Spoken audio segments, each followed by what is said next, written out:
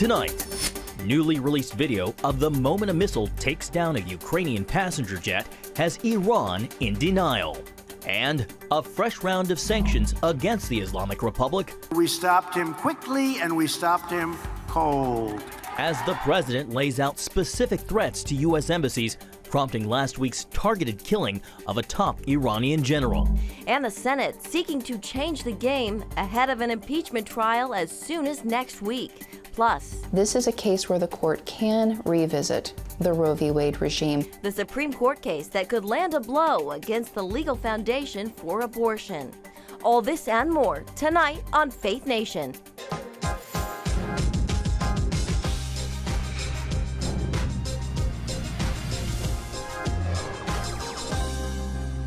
Slapping new sanctions on Iran. Welcome to Faith Nation. I'm John Jessup. And I'm Jenna Browder.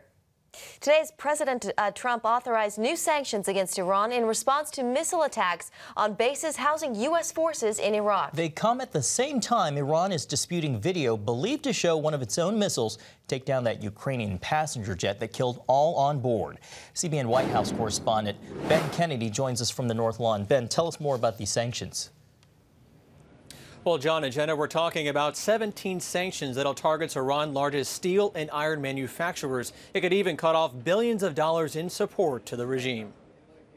Today's sanctions are part of our commitment to stop the Iranian regime's global terrorist activities. On the heels of Iran's retaliatory strike, the White House followed through on promised sanctions. The goal of our campaign is to deny the regime the resources to conduct its destructive foreign policy.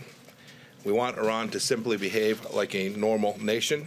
We believe the sanctions that we impose today further that strategic objective. Iran continues to deny that this video shows the moment a surface-to-air missile hits a 737. The video from Tehran shot in the neighborhood where the Ukrainian jetliner was last seen. And this video showing the plane exploding some 3 miles away, killing all 176 passengers on board. The Iran crisis took front and center at President Trump's rally Thursday in Ohio. He used the forum to share intel he maintains justified the killing of Iran's top commander. Soleimani was actively planning new attacks, and he was looking very seriously at our embassies, and not just the embassy in Baghdad. But we stopped him. But House Speaker Nancy Pelosi still isn't convinced. With the president's actions last week, he endangered our servicemen and women, our diplomats. The bill is passed. The sanctions come as the House voted to limit Trump's war-making powers. It requires the president to get congressional approval before engaging in further military action against Iran. It is this body that needs to make that decision, and the United States Senate. Now, 3 Republicans in the House also crossed the aisle to support the measure. The White House here behind me called the vote ridiculous and completely misguided. Also today, Secretary of State Mike Pompeo tried to clear up the discrepancies between what his boss has reported about the planned attacks by Soleimani. Pompeo said they had specific information and the threats did include several U.S. embassies. Yes, the attack was imminent, but they did not know the exact day or time of the planned attack. John, Jenna. Ben Kennedy at the White House for us. Thank you. And joining us now from our Virginia Beach studios, Mike Ansari, president of Heart for Iran, a partnership of more than 100 Christian ministries taking the gospel to Iran. Mike, first off, it looks like this new video caught the moment a surface-to-air missile hit the Ukrainian airliner. Iran, though, is denying what seems to be pretty solid evidence. How do Iranians see all of this? John and Jenna, it's good to be with you guys. It seems that there are 2 different factions among Iranians. There is the propaganda machine of Iran and the sympathizers of the Iranian regime that are flatly denying the fact that it was Iran who was responsible behind bringing the aircraft down. And then there is a larger group of Iranians that at least we're in touch with that are just saying the evidence is there. Iran was probably very, very on high alert after launching a strike in Iraq. Over their airspace, so most likely it was Iranian military that shut it down. But I can tell you that there is a bit of a division between the front of Iranians that are listening to that story. Mike, this deadly mistake could have been avoided, it seems, if no planes were allowed to be in the air. Do you have any clue as to why Iran allowed a passenger jet to take off during a military operation when it was so tense? That's a very good question, and it's very puzzling to almost all of us, because at the time that Iran is launching a military attack, you would think that there would be communication between the different departments to stop any kind of airliner, especially passenger airliner belonging to a different nation, to operate over Iranian airspace. But that's exactly what we see. This could be a hint that there is lack of unity, there is chaos going on in Iran among the ranks of the different leaders and interdepartmental agencies within Iran and inside Iran. But definitely you cannot deny the fact that this is such a chaotic situation in Iran. Yeah, and what about the drone strike that took out General Soleimani? What is the reaction you're seeing from Iranians? A lot of Iranians are saying, that are living in Iran, they're saying, look, Soleimani was a leader. He was somebody who was protecting Iranians. He was the reason that Iran was secure. These are people who are sympathizers to the Iranian regime and the government. In the last people walking on the streets, there were roughly about 5 million people that walked out in the streets when there was a funeral session for General Soleimani. But again, we are hearing from a lot of Iranians. Remember this, we are receiving about 700 contacts a day from inside Iran. And a majority of those Iranians that are opening up to us, they're saying, they're happy to see him go because he obviously had the blood of a lot of Iranians on his hands, not to mention the blood of others in Syria, in Iraq, in Lebanon. So again, most Iranians are divided in between, but it seems that the ones who are sympathizers are the ones who are rallying on the side of the Iranian regime. Mike, any concern there? You just mentioned Soleimani's funeral procession and the millions who attended. Just before his death back in November, we saw great protests around the country, but this event seemed to perhaps galvanize Iranians. Any concern about that? Thank you for mentioning that. For the average viewer on TV that may not know the history, what happened was a few months ago, there was a huge uprising inside Iran. 1,500 Iranian citizens were massacred and killed by the Iranian authorities on the streets of Tehran and Iran and other states. There was no talk of their death. The families were not allowed to mourn the loss of their loved ones. But yet when one general was killed, everybody started going on the streets for demonstrations. So the Iranian populace is very much dissatisfied with the Iranian regime, saying, how come you are ignoring the 1,500 that died, but yet you're mourning this individual, a person who probably had direct involvement in killing those 1,500. Mike, President Trump, of course, announcing new sanctions against Iran today. How much do all of these sanctions affect the people of Iran? Well, it does affect the people of Iran because the people of Iran are the ones who actually are paying the price for the atrocities that the regime is undertaking. It's unfortunately true that the very first victims of any kind of a situation are the people of Iran. Remember, the people of Iran are loving, caring individuals, people who do not want to have a war. They love America. They love everybody, and they are victims of a society and a regime that is fostering exportation of Shiite Islam across border, a policy of intolerance, a policy that encourages people to go ahead and commit atrocities in the name of Allah. And people of Iran are very much tired. So when we have sanctions like this happen, unfortunately, it is the people of Iran who are paying the price.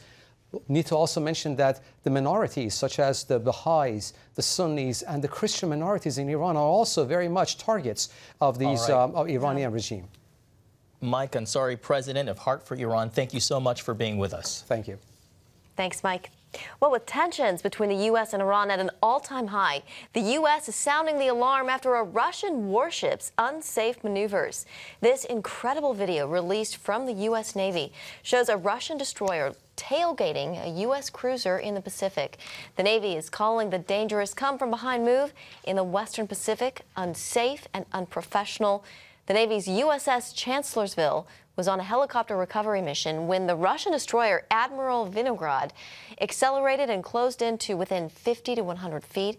The U.S. cruiser was forced to go full speed ahead to get out of the way when the incident occurred on Tuesday in the Philippine Sea. Meanwhile, it is full steam ahead for the economy. Now, with the longest stretch of jobs added in 80 years, employers hired an additional 145,000 jobs in December, running a record 10-year streak.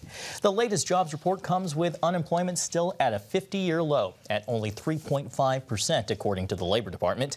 The jobs increase falls short of the 165,000 forecast by some economists, but the Wall Street Journal says that figure points to steady economic growth heading into 2020. Workers made some wage gains, too, with average hourly earnings increasing 2.9% since last year. The strong jobs number come during a time of heightened tensions amid an ongoing conflict between the United States and China over trade and fears over the possibility of war with Iran. Well, to Capitol Hill and impeachment. Speaker Nancy Pelosi says the House will finally send impeachment articles over to the Senate. This could happen as soon as next week. CBN Capitol Hill correspondent Abigail Robertson has the latest on the start of the Senate trial over whether to remove the president from office. Senate Majority Leader Mitch McConnell is preparing his Republican caucus for trial, making members aware of upcoming 6-day work weeks and that they need to plan to be in Washington next weekend.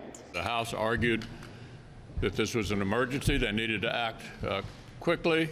McConnell claims the Senate will not make a decision whether to call witnesses until after Phase 1 of the trial, when they hear arguments from the prosecution and defense. Obviously, that is the most contentious part of one of these proceedings, and that'll be addressed at that time and not before the trial begins. McConnell and other top Senate Republicans hope to end the trial quickly without witnesses. I think our job is to pass judgment on the articles that they have sent over to us. That's the role that we have constitutionally in the Senate. But GOP senators like Mitt Romney may prevent that. At this stage, I'd like to hear from John Bolton and other witnesses with direct information. McConnell will need 51 votes to call witnesses or move directly to a vote. And Senate Democrats clearly want witnesses. 4 witnesses we asked to testify should testify. I have never seen a trial without a witness. The mandatory Senate trial spells trouble for those Senate Democrats still in the presidential race that need to campaign in those early caucus states. Back to you, John and Jenna. All right, thank you, Abby. And stick around. Up next, our Faith Nation political panel with the Hill's Julia Manchester.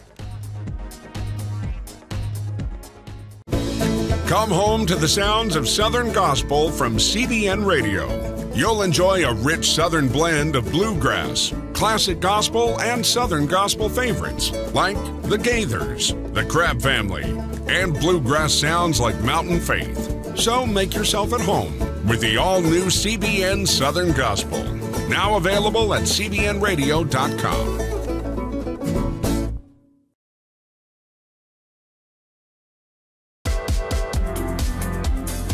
Meet the pastors who are preaching the gospel in a fresh, fearless way.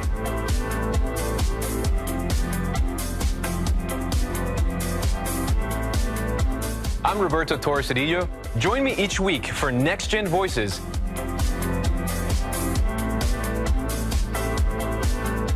And watch God transform a generation.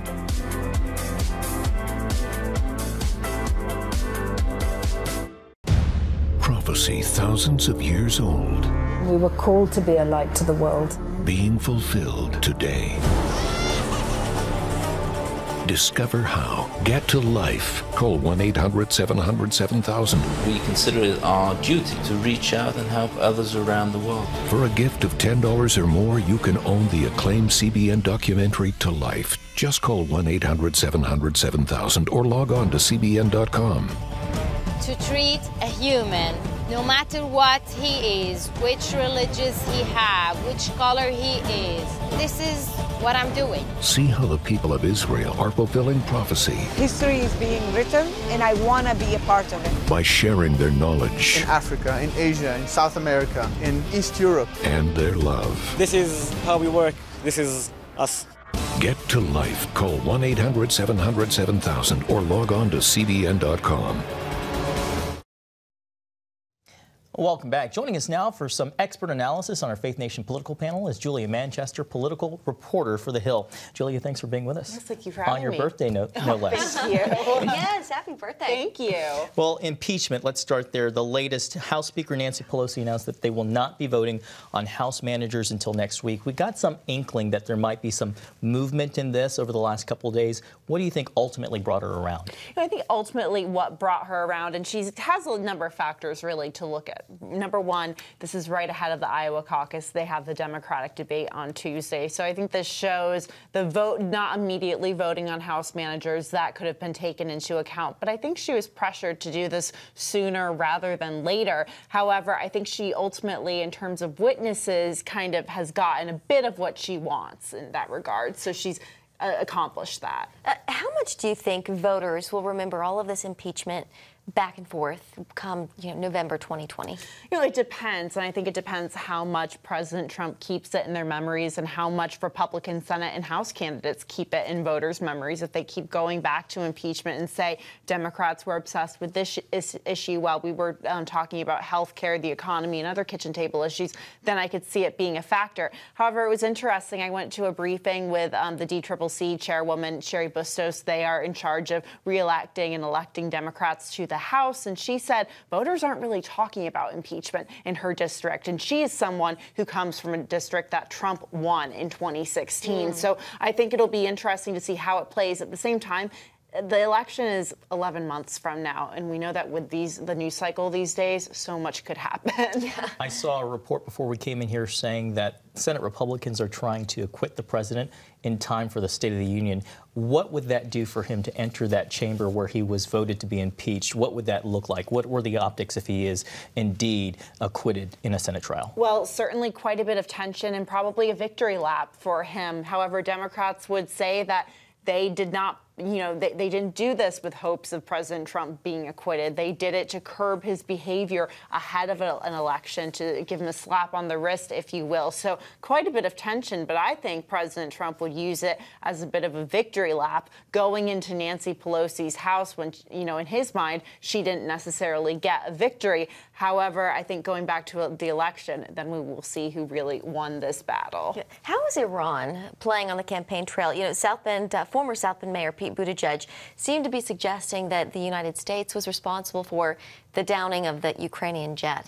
It's playing a huge role, and you're seeing candidates like Pete Buttigieg bringing it to the center. And you've also seen Joe Biden very much touting his foreign policy experience, decades on the Senate Foreign Relations Committee, as well as serving in the Obama administration when he was tasked with a number of foreign policy issues. Bernie Sanders has also played a big role trying to tout his anti-interventionist standpoint and really going after Biden for voting for the Iraq War in 2002. And actually, when you look at it, 2008 and 2016, you saw in those elections senators, namely Hillary Clinton, who voted to go into the Iraq War, were attacked for it. So you're seeing that happen to Biden. However, that vote for that particular war could be just a distant memory now.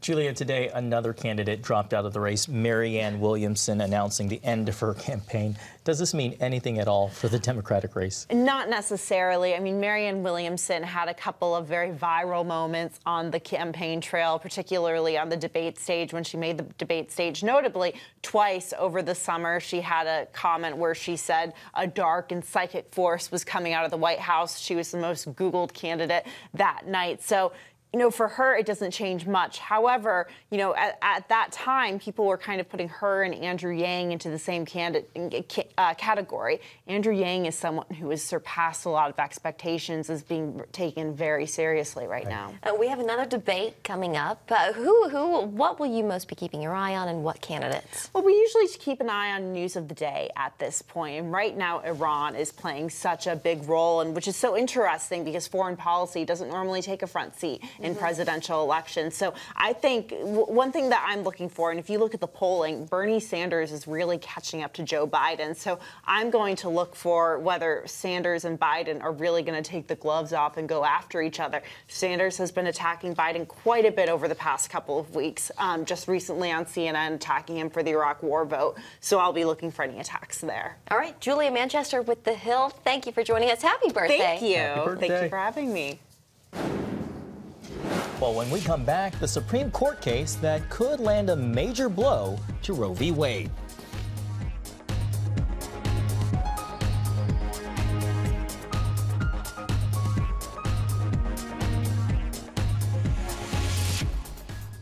Too often, we carry baggage from our past.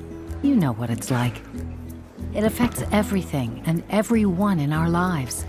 It's always there, weighing us down and keeping us from achieving true happiness.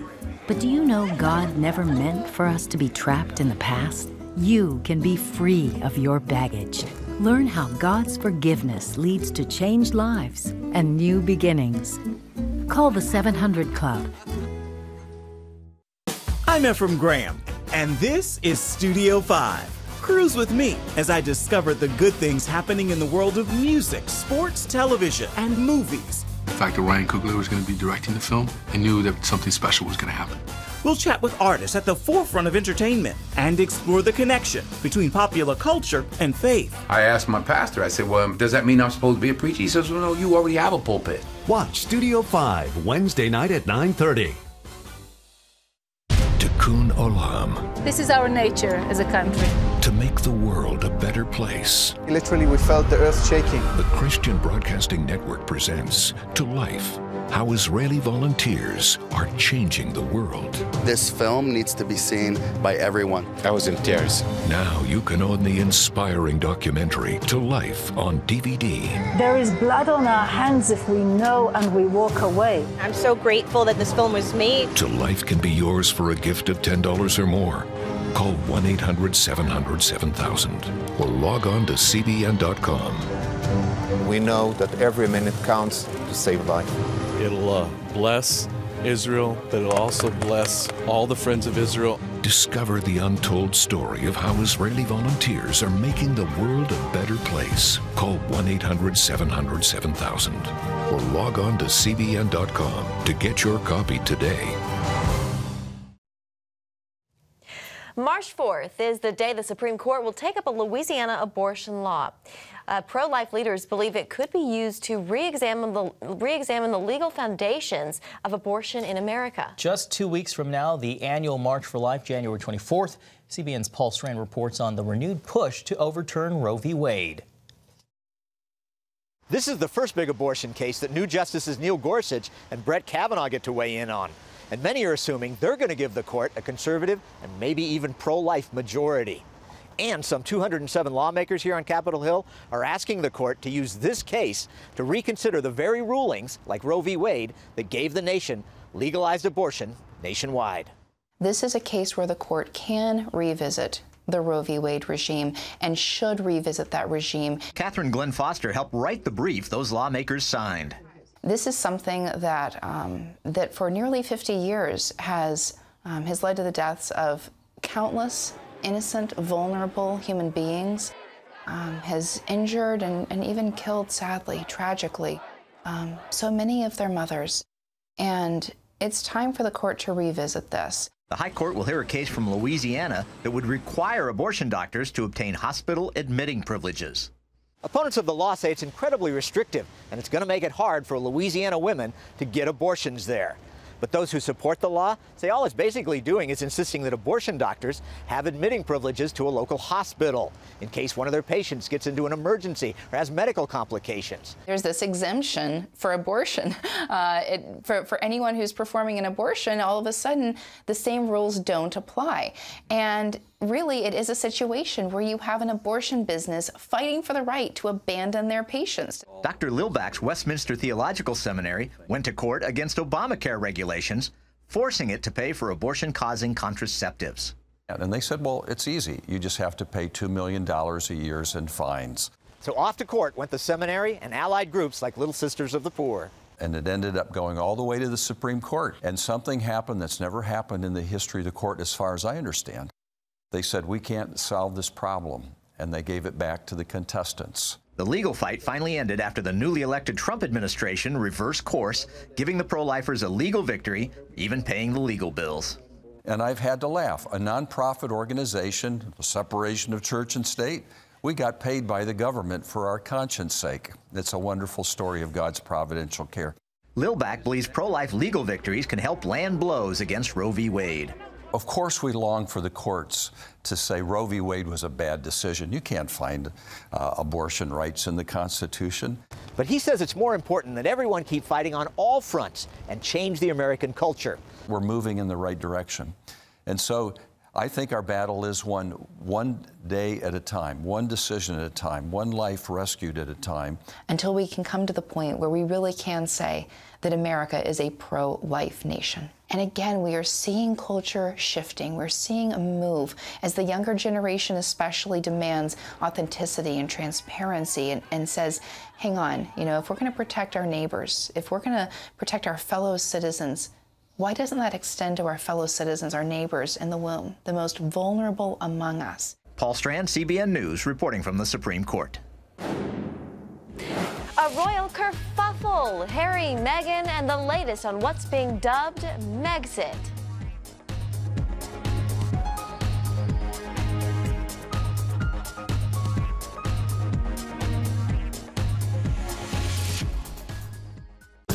It's the new Superbook Bible app. It's packed with games, activities, and Superbook episodes that you can watch for free. Oh, no! There's trivia, a fun daily devotional, and answers to your Bible questions. Plus, an easy-to-understand Bible the whole family will enjoy. You can even create your own Superbook character. Ta-da! It's the new Superbook Bible app. Free downloads on iTunes, Google Play, and Amazon. From Washington, D.C., uncompromising stories, interviews, and analysis from veteran journalists David Brody. Escalating fight. Jenna Browder. Chose his words carefully. Ben Kennedy. Plan to join him. And Amber Strong. For impeachment grows a little bit louder. Bringing you the political news that matters. We get out and tell the story of the progress that we're making in this country. Watch Faith Nation, weeknights at 6 on the CBN News Channel. We will move the American embassy to the eternal capital of the Jewish people, Jerusalem. As the nations rage, you can stand with Israel. History is being written, and I want to be a part of it. Call 1-800-700-7000 and get to life. This is our nature as a country. Discover the untold story of how Israeli volunteers are changing the world. We consider it our duty to reach out and help others around the world. For a gift of $10 or more, you can own the acclaimed CBN documentary To Life. To treat a human, no matter what he is, which religious he has, which color he is, this is what I'm doing. Support Israel in their time of need. Get to Life, now available on DVD. Call 1-800-700-7000 or log on to cbn.com. And I wish that other people throughout the world could see this side of Israel. Finally tonight, a royal rift is brewing in the United Kingdom after an announcement that came as a big surprise, reportedly even to the Queen herself. Prince Harry and Meghan Markle said in a statement they are planning to step back from royal duties, a decision across the pond that they're calling Megxit. Reaction has been swift and wide-ranging, and now Madame Tussauds in London has joined in, removing the wax figures of the Duke and Duchess of Sussex from the royal family exhibit. The couple says it hopes to forge a more progressive path for British royals, one that would ultimately increase their personal and financial independence. What are your thoughts? You know, the Queen apparently took their photo off of her desk when she gave her Christmas address. So that's very true. Yeah, a royal rift is brewing indeed. Well, that is going to do it for tonight's Faith Nation. Have a great weekend.